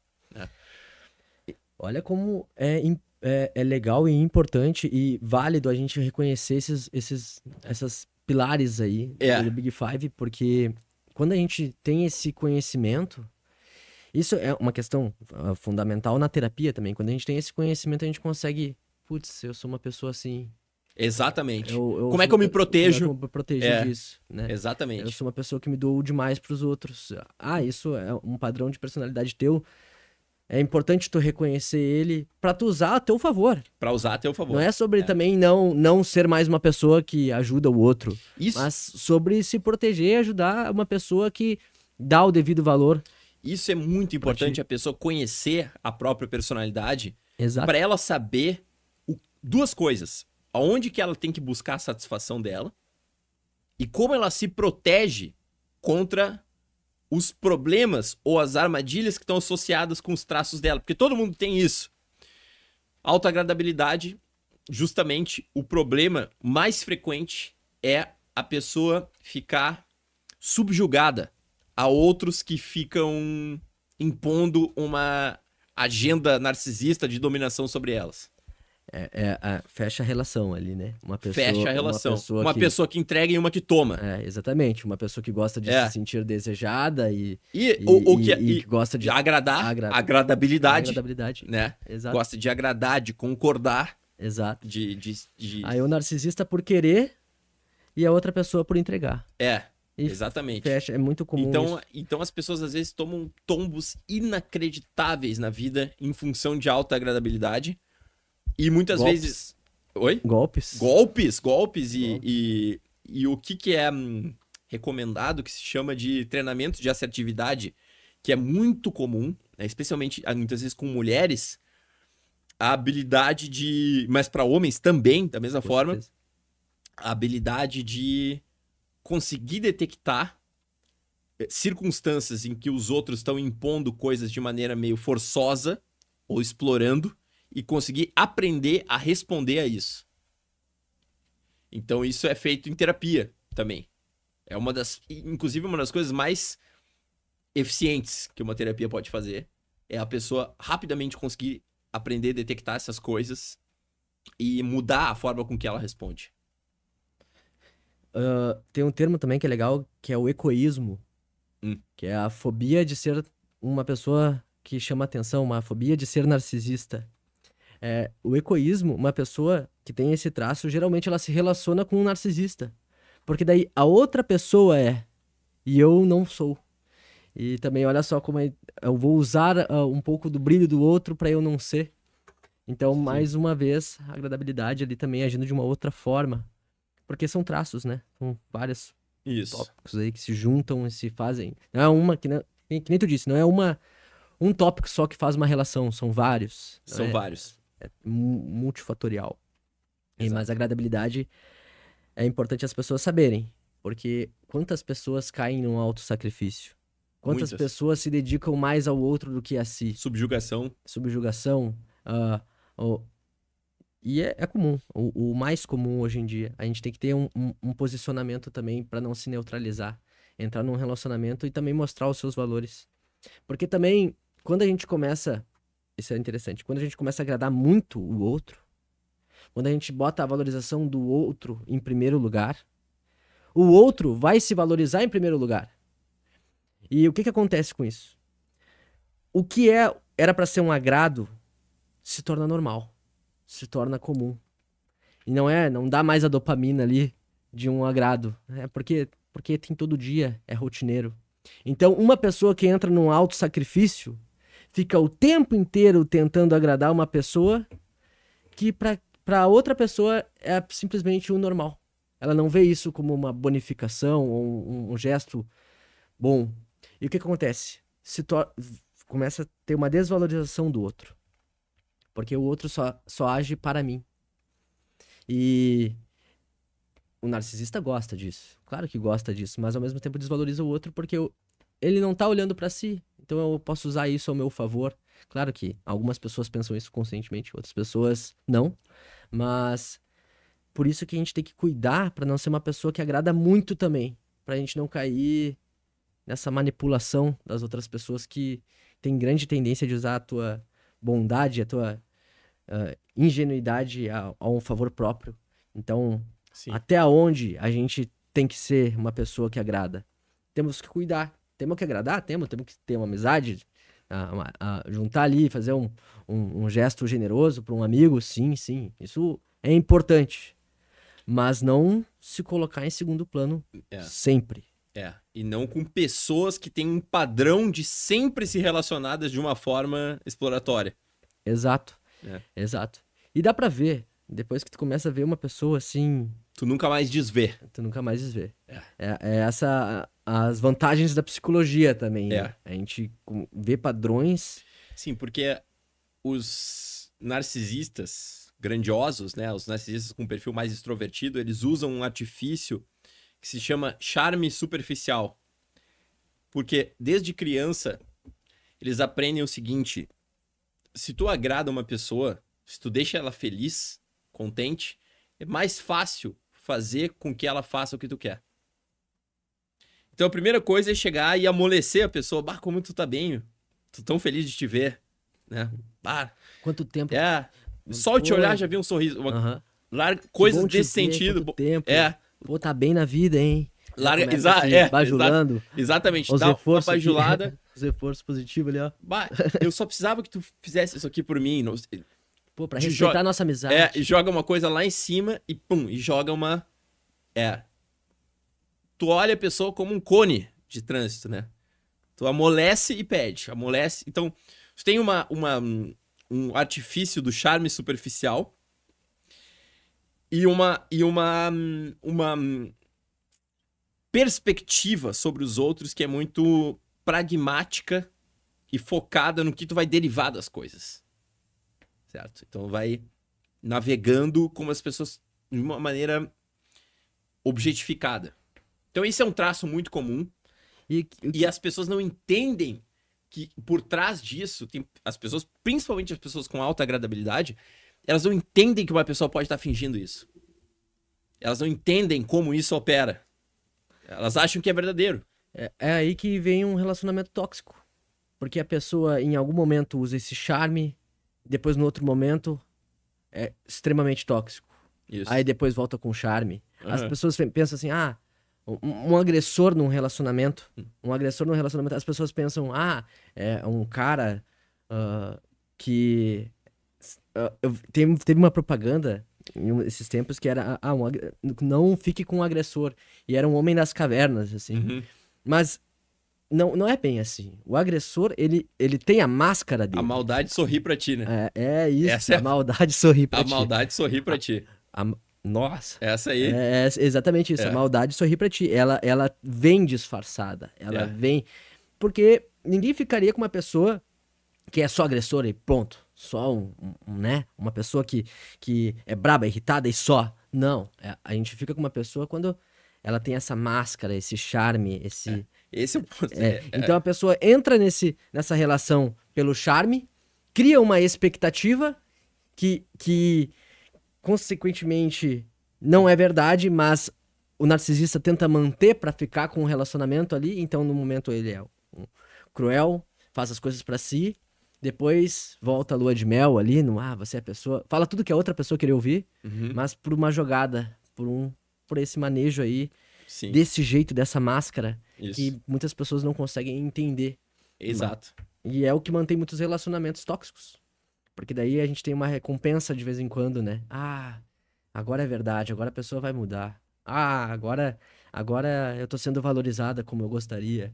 Daqui a pouco amoleceu, Uhum. toma de novo. Isso. Mais uma pedrada na vida, Isso. porque é um padrão de personalidade. É um padrão de personalidade. E não muda. Não muda. Não muda. Não muda. Tem que ter muito trabalho e esforço pra mudar. Mas assume que não muda. Mas vamos lá, eu tenho um pensamento aqui. Uma pessoa que percebe esse alto índice de agradabilidade. Putz, fiz muitos altos sacrifícios. Cansei. Ficou um estágio deprimido ali. A pessoa pode depois ter mais segurança em não querer agradar os outros. Mas a tendência continua. Pode, porque assim, nesse caso em particular, por que existe uma eficiência dessas intervenções? Porque mesmo a personalidade, ela se reflete principalmente em padrões que são motivacionais. Eu me motivo a ajudar as pessoas, eu me motivo a participar de situações de cooperação, eu me motivo a me sacrificar para ver uma outra pessoa bem. Tudo bem. Só que como eu ajo, tá parcialmente no meu controle. Eu posso me treinar para pensar sobre as coisas de um outro modo. Não é que eu vou mudar a minha personalidade. Eu vou conseguir identificar alguns padrões de relação, alguns padrões de interação social e não proceder da mesma forma. E isso vai me livrar de um sofrimento muito importante e recorrente na minha vida. Seria, no caso, validar ou contestar os modos de pensamento e comportamentos que tu tem com as outras pessoas? Exatamente. E nesse ponto específico da exploração, né? É muito fácil de ser solucionado isso. Só que a pessoa tem que conseguir olhar para o problema. Ela precisa entender ele. Precisa entender. Depois que tu entendeu o que está acontecendo, por que tu está fazendo isso, por que o outro está fazendo isso, e o que tu tem que fazer, é fácil. Mas até... Tem umas emoções fortes aí, porque a gente não gosta de ver problema. Exatamente. Exatamente. É verdade. É verdade. Às vezes pode envolver confrontos e coisas assim. Na parte da razão, é fácil. Mas toda a emoção que envolve isso torna difícil. É fácil no sentido que é simples. O que está acontecendo é simples. Né? Isso. Mas, enfim, para isso é uma das coisas que a terapia pode ajudar muito. Porque isso pode ser muito bem, um psicólogo bom vai explicar isso muito facilmente para o paciente e vai acompanhar ele durante essas coisas. E vai demonstrar isso. Ó, você tá fazendo isso de novo por causa desse traço? Isso. O que tu pensou nisso? É interessante. Ir a fundo, né? Ir a fundo. Existem várias abordagens, né, de psicoterapia. Algumas, o psicólogo ele é mais reservado, mais passivo, outros o psicólogo é mais ativo, mas também depende da personalidade de cada terapeuta. Mas as pessoas não sabem que existem várias abordagens de psicologia. As pessoas chegam lá no terapeuta e, putz, você é o psicólogo que fica quieto e não fala nada? Porque não sabe qual é a abordagem que o outro tem. Como é que tu vai trazer a informação aqui? Porque as pessoas estão, quando buscam terapia, elas buscam em um momento de crise. Eu não tô super bem aqui, fazer uma terapia até pode ter, mas as pessoas buscam no momento de crise. Então é importante a gente entender a personalidade da pessoa, ver até onde a personalidade da pessoa está contribuindo para o problema que ela está trazendo. Mas a gente está falando agora de personalidade, mas a gente tem que falar de esquemas também. E crenças. O que são as crenças? Eu comentei antes que são padrões de pensamento sobre o eu, o outro e o mundo. E os esquemas são um conjunto de crenças que trazem um funcionamento em relação a um pensamento que tu tem. E a gente pode ter esquemas adaptativos ou desadaptativos. Vários esquemas formam a personalidade em vários aspectos. Então, essa é a parte da terapia dos esquemas, né? Que tá junto ali com o Big Five, porém são independentes. E é interessante a gente trazer isso também aqui, porque tem muito da terapia para transtorno de personalidade vem na terapia do esquema, justamente pra gente entender esses padrões de funcionamento e poder contestar eles. Porque é o jeito que a pessoa vive, né? Hoje em dia, as pessoas não conseguem separar os pensamentos, por exemplo, assim, o que eu quero dizer? Tem uma autopercepção clara. Onde eu quero chegar trazendo isso? A gente tem a nossa personalidade, a gente tem o nosso humor e a gente tem o nosso temperamento. Eu posso ser uma pessoa que eu sou uma pessoa extrovertida, mas em algum momento da vida eu fiquei num episódio deprimido. Por causa do meu humor, não por causa da minha personalidade. Só que a pessoa que não tem essa distinção, ela vai pensar, depois do episódio, ela pode até manter. Não, sou uma pessoa deprimida, sou uma pessoa que sou introvertida e não tem como mudar. Mas peraí, é o teu humor que tá fazendo isso ou a tua personalidade que tá fazendo isso? As pessoas, elas não conseguem determinar isso porque não tem ninguém que diz isso no cotidiano. A gente não tem nenhum ensinamento sobre psicologia na nossa vida. A gente não entende nada de crença, não entende nada de estratégias compensatórias, a gente não entende nada disso. E a gente só tenta se entender sem nenhum fundamento teórico. E isso é um problema porque a gente não consegue distinguir o que é uma emoção saudável, uma emoção que caminha para uma direção que é favorável, né? Uma inteligência emocional aí, no caso. A gente não consegue entender. As pessoas entendem a ansiedade como um transtorno já, não como uma emoção. As pessoas entendem a raiva em excesso como um problema, não como uma emoção. E aí, quando tem uma raiva intensa, eu sou uma pessoa problemática. Tá, e não repara se é da personalidade ou é um momento que ela tá estressada totalmente por causa de um trabalho difícil que deixou o humor dela ali alterado. Então as pessoas, elas precisam entender um pouco mais sobre a mente humana para conseguir se entender mais e se posicionar mais. Isso melhora muito as relações. Porque se entender e entender os problemas que a gente tem, todo mundo tem, faz com que a gente consiga mudar eles. Faz com que a gente tenha uma nova percepção e não repita o mesmo comportamento que fortalece o mesmo problema.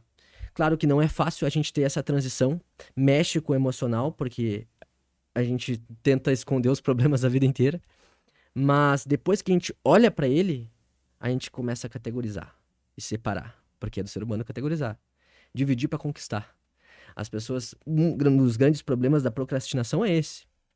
A pessoa vê o problema inteiro e justamente por ser uma mega incógnita, eu tenho a evitação. Mas se eu olhar para o problema e separar ele em partes, eu consigo fazer pelo menos um pouco da resolução. E aí já é mais um pouco da próxima resolução. E aí a gente consegue ter um enfrentamento. Então, a gente tem que entender até onde a nossa personalidade e o nosso humor influenciam nas nossas tomadas de decisão. E a gente tem que entender também até onde pode contribuir para a gente se desenvolver ou se afastar dos nossos ideais. A gente precisa olhar os nossos problemas. Porque quando a gente olha eles, a gente consegue se defender. A parábola do medo. A gente tem medo, a gente quer se proteger, a gente cria poder. Mas depois que a gente cria poder, a gente esquece do medo e a gente cai. Os grandes impérios são assim, né? Então, dá pra trazer isso um pouco pra gente também. A gente tem que ter medo, mas a gente tem que também ter poder. E não esquecer do medo. Porque isso faz a gente construir e se proteger. Mas a evitação é o que fortalece o medo, e a gente já falou sobre isso antes. Então é sobre saber escapar de alguns mecanismos que a gente tem. E tudo bem, porque é o que a gente aprendeu. Não é sobre ser certo ou errado. É o que a gente aprendeu. Mas depois que a gente percebe se é favorável ou não, aí sim. Aí a gente tem que ter uma assertividade e mais atenção para a mudança. Que às vezes é ruim no sentimento, mas a longo prazo é o que importa. As melhores decisões são de longo prazo. Vamos voltar então para personalidade. Aonde tu quer trazer mais do Big Five ou de alguma outra característica? Tem transtornos de personalidade que a gente pode trazer aqui também, vários, vastos. O que tu pensa agora para nossa conversa? Eu acho que nós, já nos encaminhando mais para o final da conversa, valeria a pena dar o que nós temos aqui, mais uns 15, vale a pena fazer algo no sentido disso tudo que tu vinha comentando, que é a dificuldade das pessoas compreenderem todas as forças que agem no mundo psicológico interno delas, porque é um mundo muito vasto e complicado. Então, sem as teorias, sem a linguagem da psicologia, fica muito difícil de entender tudo que está se passando, né? O que são coisas minhas, o que é alteração de humor, depressão, o que é estável em mim, o que muda. E uma das coisas também que confunde muito o estudo de quem está começando a entender personalidade é o que ele abrange, né? Quando nós falamos de Big Five, por exemplo, isso são teorias que tentam descrever a população em geral, certo? Quando nós estamos falando de DSM ou de transtorno de personalidade, é um estudo sobre a personalidade na medida em que ela pode se tornar patológica, certo? Então, o estudo da personalidade ele tem tanto o âmbito da psicologia geral quanto da psicopatologia, né? Que no inglês chama de abnormal psychology, a psicologia anormal ou psicopatológica no sentido de que ela não se aplica, ela sai da curva. No sentido psicopatológico ou anormal, estão descritos 10 transtornos da personalidade no DSM. Eles são construídos de uma maneira categórica, ou seja, o diagnóstico é binário. Ou tu tem, ou tu não tem. Isso já conflita com perspectivas dimensionais em personalidade, porque entendem que os traços de personalidade eles se têm em graus diferentes, e não de uma maneira binária 0 ou 1. Não é a pessoa é narcisista ou não é. As pessoas são em níveis diferentes, certo? Isso é uma discussão por si só. Mas, em geral, a literatura é dominada por perspectivas dimensionais. Tá? Existe um argumento para as categóricas, mas isso seria um assunto para outras conversas. Tá? No DSM, existem duas formas de se descrever os transtornos de personalidade. O modelo oficial, que é o categórico, de sim ou não, e o modelo alternativo, que está anexado no final do DSM, que é o modelo dimensional. Como é que funciona o modelo dimensional? Ele tem como se fosse um Big Five dele, só que ao invés das 5 dimensões serem 5 dimensões da psicologia geral, elas são 5 dimensões psicopatológicas. Ou seja, quanto mais alto se é em qualquer uma delas, mais prejudicado o funcionamento da pessoa. Por exemplo, uma é antagonismo, é o que seria meio que uma dimensão de comportamento antissocial. Outra seria impulsividade. Por fim, 5 dimensões que vão de níveis, se eu não me engano, de 0 a 4. 0 é sem prejuízo e 4 é o prejuízo máximo. E a pessoa é avaliada nessas 5 dimensões e pode te dar um nível de 0 a 4 em cada uma delas. E aí tu mapeia as dimensões de funcionamento patológico da personalidade. E fica na parte final do livro? Na parte final do DSM. É só pra quem quer ver os finais nos créditos. Exato, exato. Por que foi... Qual que é, na verdade, a razão de ter sido construído o DSM?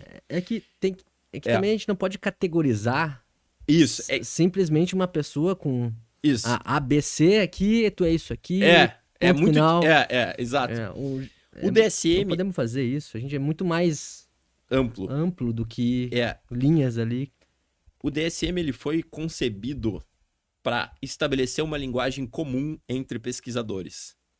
Ele quis criar uma linguagem universal para que toda a pesquisa em psiquiatria usasse os mesmos termos. Então, ao invés de um cara usar depressão e outro melancolia e outro Vamos falar tristeza, do mesmo jeito aqui. A gente cria um vocabulário comum.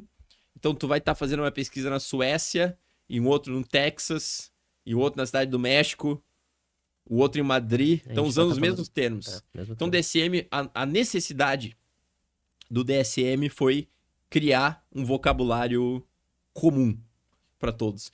Então, por isso que tem 2 modelos. Porque o modelo... O que aconteceu? No DSM-5, o modelo oficial, ele segue os padrões do DSM-4. Para não quebrar o andamento das pesquisas. Porque quando tu troca o jeito de diagnosticar, tu causa problemas nas pesquisas que estão em andamentos. Então, tu cria um novo vocabulário que troca os antigos. Então, o que eles fizeram? Eles preservaram o modelo categórico e botaram como anexo o modelo dimensional. No 5TR? Não, no 5. Já no 5. Já no 5. Já no 5. Importante isso, importante.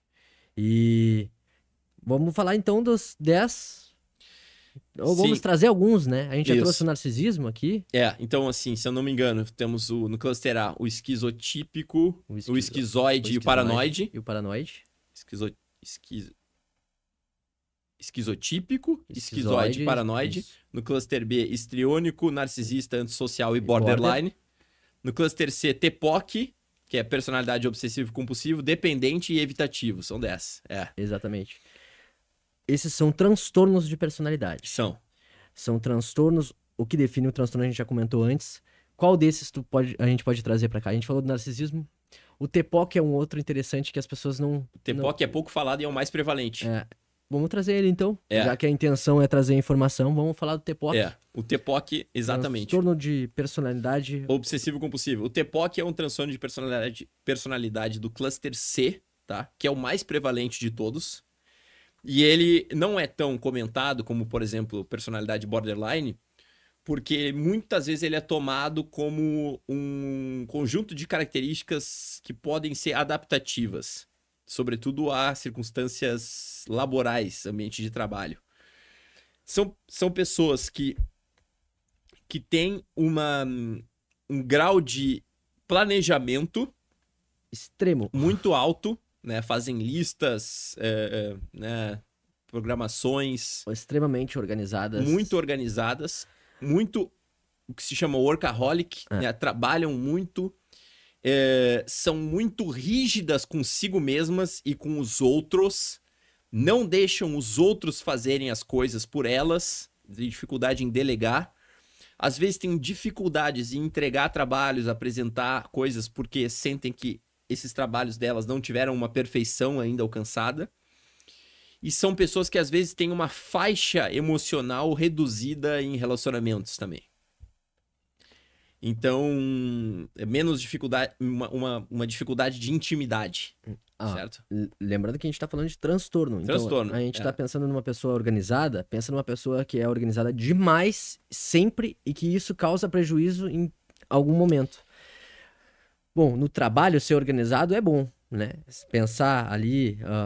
como é que pode ser perfeito o teu trabalho, o teu rendimento, isso é bom. Agora, chegar em casa e manter uma organização constante e rígida, imperativa, isso. Aí se torna um problema. Isso. Então, sei lá, em viagens, num relacionamento, ou até mesmo no trabalho, no caso do TPOC, no transtorno, problemas no sentido de relações com os outros, de achar que o trabalho dos outros está sempre mal feito, de conflitos muito frequentes, enfim, né? Então é só um exemplo de um transtorno que ele não aparece tanto, certo? Ele não é tão dramático quanto o borderline, mas ele é prevalente, mais prevalente. Essa pessoa é uma pessoa também estressada. Sim. Muito estressada. Sim. Porque não tá tudo... Esse perfil de estresse é bem típico. E que também, olha só, podemos trazer aqui outro traço do Big Five. Que a gente pode... Sobre aquele... de conscienciosidade. Isso. Que é sobre o quanto nós desempenhamos tarefas e mantemos elas alinhadas, por exemplo, entregar uma organização, entregar um trabalho no momento certo, o quanto a gente bota, como é que eu posso dizer, empenho e dedicação nas nossas tarefas e o quanto a gente está agindo do modo mais correto em relação às tarefas e objetivos da vida. Isso é bom, claro que é bom. Uma pessoa que não tem isso se torna uma pessoa preguiçosa. Isso, não só... ela fica, em inglês chama unreliable, né? Tu perde a confiança nela. Olha só. Perde-se a confiança. Então são pessoas que às vezes não são levadas a sério, tem prejuízos profissionais, né? Não cumprir com a palavra, não entregar no prazo. Então, essa é uma dimensão que ela tá ali junto com o TPOC, tá associado a alta conscienciosidade, mas não é a mesma coisa. Mas não é a mesma Porque coisa. tu pode ter alta conscienciosidade e não ter o TPOC. Não ter o TPOC, claro. Ser uma pessoa organizada, determinada ali nas tarefas e não ser um transtorno. Não ser o transtorno. Tu não tem uma restrição afetiva, tu não tem todos os problemas típicos do TPOC. Não, tu só tem alta conscienciosidade. E que é por isso que tem que definir até quando é um sintoma, até quando é um problema. Exato. Quanto tempo nós temos? 5. 5 minutos. Vamos já finalizando então. Isso. Pessoal, agradecemos todos que estão ouvindo aí. E espero que vocês tenham gostado tenham gostado do nosso trabalho aqui. A gente está trazendo bastante informação sobre saúde. Vai ter mais episódios aqui que a gente vai trazer sobre diversos temas sobre personalidade, sobre saúde mental, sobre as crenças, esquemas, teoria cognitivo-comportamental. Para quem está vendo aqui, a gente costura muitas informações sobre psicologia e é a nossa intenção também, porque deixa o assunto mais fluido, mais dinâmico. E nos próximos episódios vamos trazer, sim, outros temas sobre humor, sobre, ansiedade. A gente pode se aprofundar muito mais, mas a gente quer agradecer a todos que estão nos escutando. E ficamos por aqui, então. Quer trazer alguma coisa aqui para finalizar, então, Vicente? Eu só tenho a dizer que foi um prazer ter conversado mais uma vez aqui contigo. Agradeço muito a todo mundo que acompanhou esse episódio e nós esperamos vocês nas próximas edições. Feito e um grande abraço. Um grande abraço a todos, fiquem bem e quero te agradecer também por essa conversa. Valeu.